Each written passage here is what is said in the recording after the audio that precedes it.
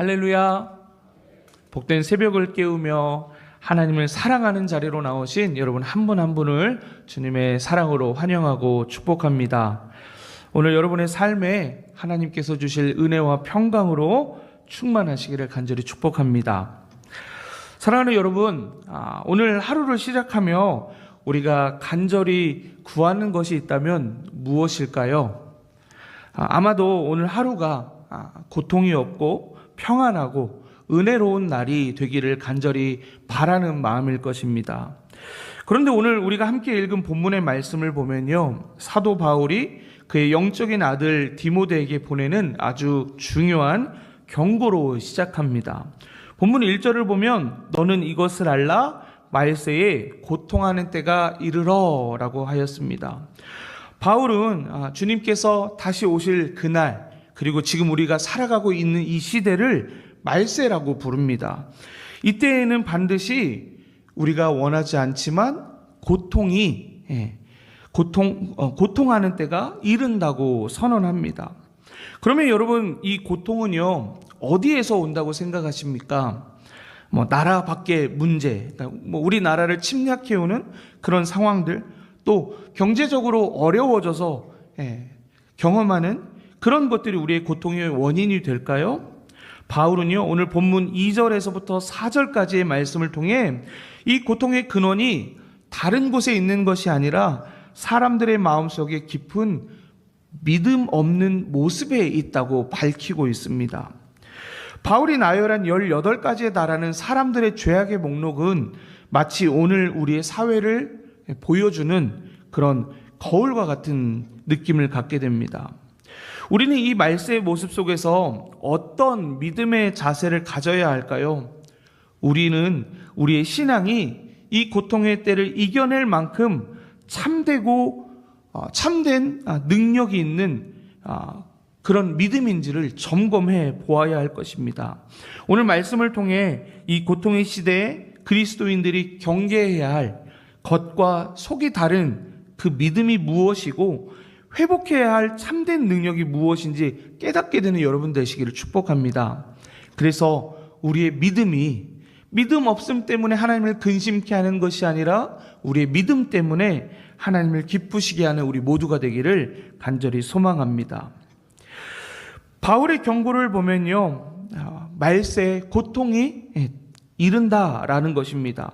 그렇다면 이 고통은 구체적으로 무엇 때문에 생길까요? 아까 말씀드린 것처럼 본문 2절에서부터 4절까지 긴 목록을 통해서 그 원인을 분명히 우리에게 이야기해 주고 있습니다.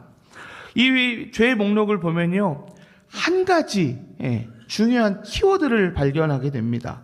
어떤 것이냐면 바로 우리가 사랑하는 대상이 누구이냐라는 겁니다. 다시 말씀드리면 우리가 사랑하는 대상이 잘못되었기 때문에 이 죄의 목록들이 나열될 수밖에 없다라는 겁니다.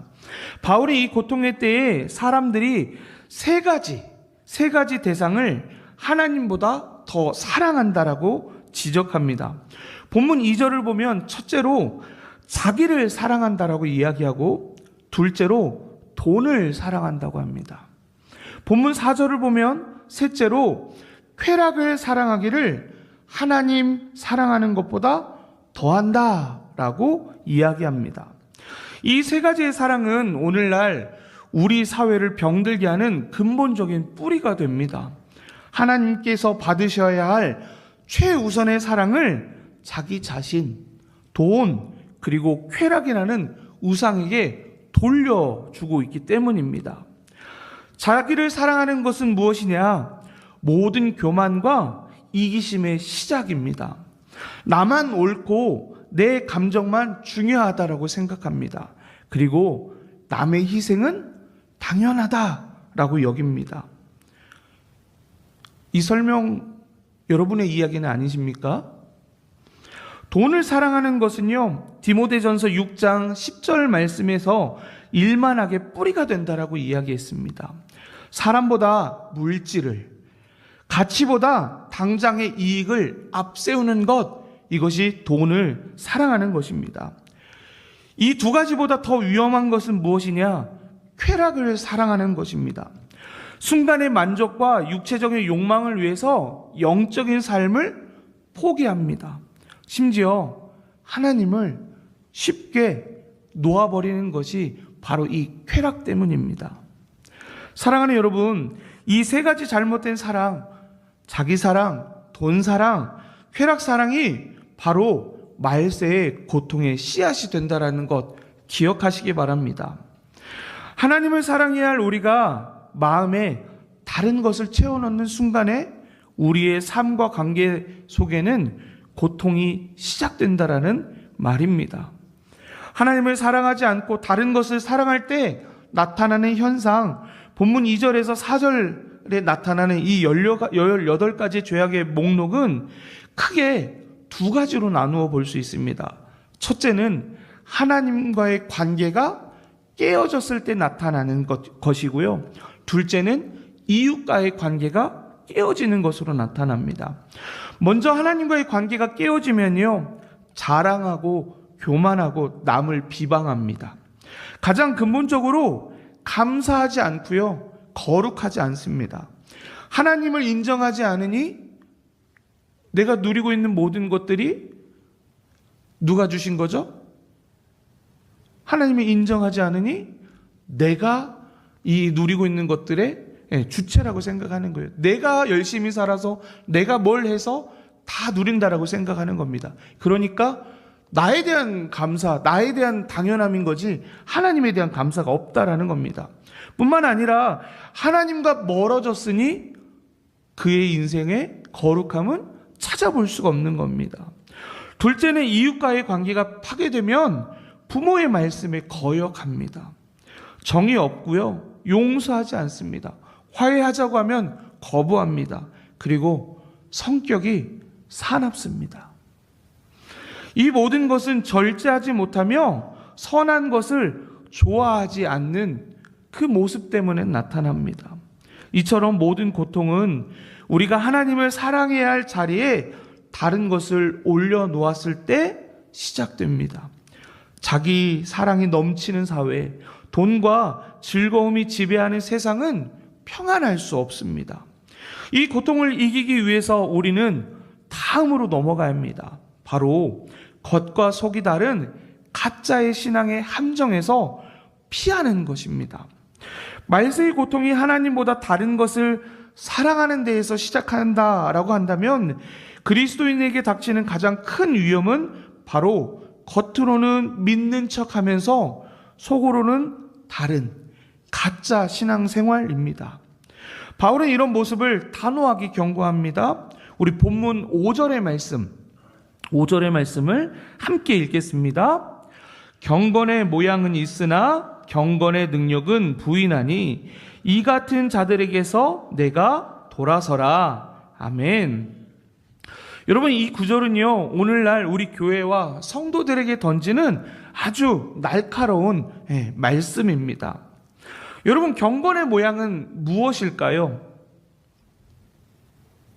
오늘 이 새벽을 깨워서 새벽 기도의 자리에 나오는 여러분의 모습이 경건의 모양이겠죠. 뿐만 아니라 주일 예배, 교회 안에 있는 공예배에 참석하는 것, 그것이 경건의 모양일 것입니다. 그리고 교회 안에서 봉사하는 것, 또 성경을 읽는 것, 이런 것들이 겉으로 드러나는 신앙의 형식, 곧 경건의 모양이 될 것입니다. 그러나 여러분, 경건의 능력은 무엇일까요? 그것은 죄와 세속적인 것을 이겨내고 예수님을 닮아가는 진짜 힘을 말하는 겁니다.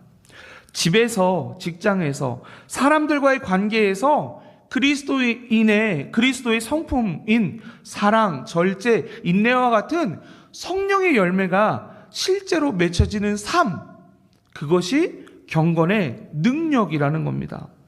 우리는 겉으로는 믿음이 좋아 보일 수 있습니다. 그러나 막상 죄의 유혹 앞에서 맥없이 무너지고 세상의 이익 앞에서 쉽게 타협하고 돈과 쾌락을 향한 욕망을 이기지 못한다라고 하면 그 모습은 경건의 모양만 있을 뿐 경건의 능력은 없는 것입니다. 이것은 바로 경건의 모양은 있으나 경건의 능력을 부인한 껍데기 신앙밖에 되지 못합니다. 형식은 있지만 그 안에는 생명이 없다라는 얘기입니다. 이러한 능력이 없는 신앙은 우리를 위협에 빠뜨립니다. 왜냐하면 거짓된 가르침에 쉽게 노출되는 통로가 되기 때문입니다. 본문 6절과 7절의 말씀 이렇게 기록합니다. 그들 중에 남의 집에 가만히 들어가 어리석은 여자를 유인하는 자들이 있으니 그 여자는 죄를 중히 지고 여러 가지 욕심에 끌린 바 되어 항상 배우나 끝내 진리의 지식에 이를 수 없느니라.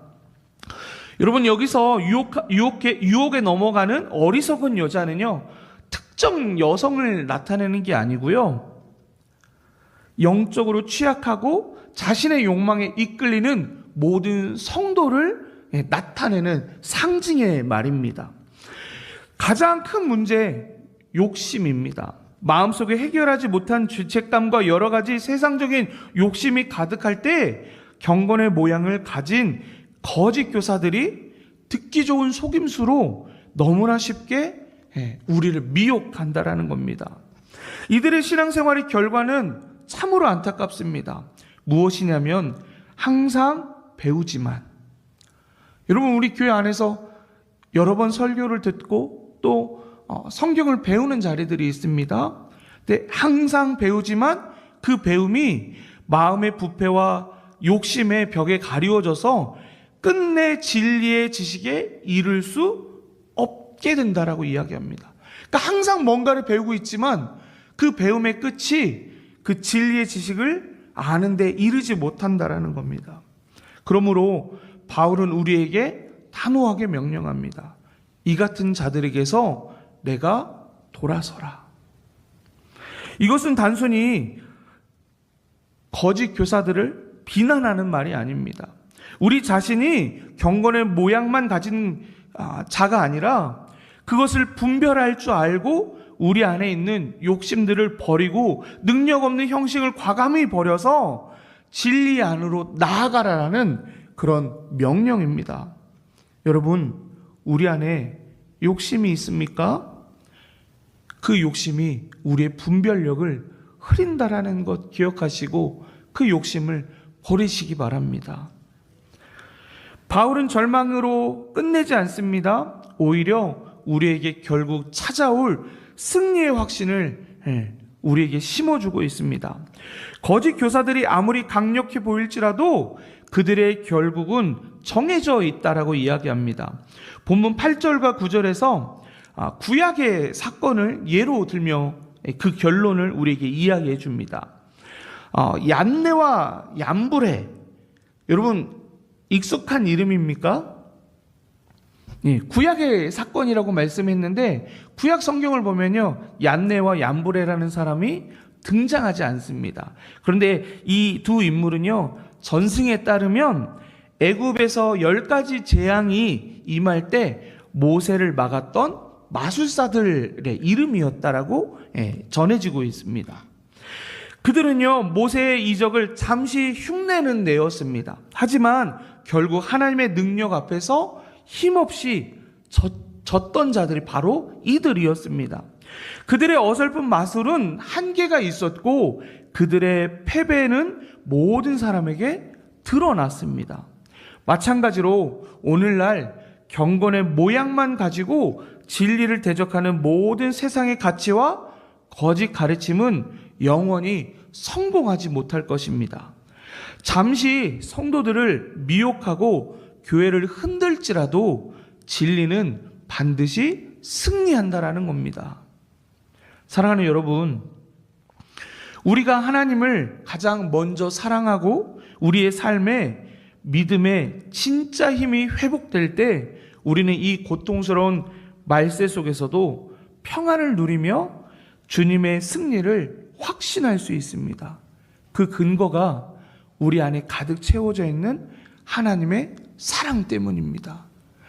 하나님의 사랑 대신 다른 것으로 채워지는 인생은 고통스러울 수밖에 없습니다. 오늘 이 하루 그 무엇을 소망하며 하나님 앞에 기도하겠습니까? 고통을 사라지게 해주세요. 이 기도가 아니라 내 마음에 하나님 사랑으로 가득 채워주시옵소서. 나는 하나님만 사랑하는 믿음의 삶을 살게 하여 주시옵소서.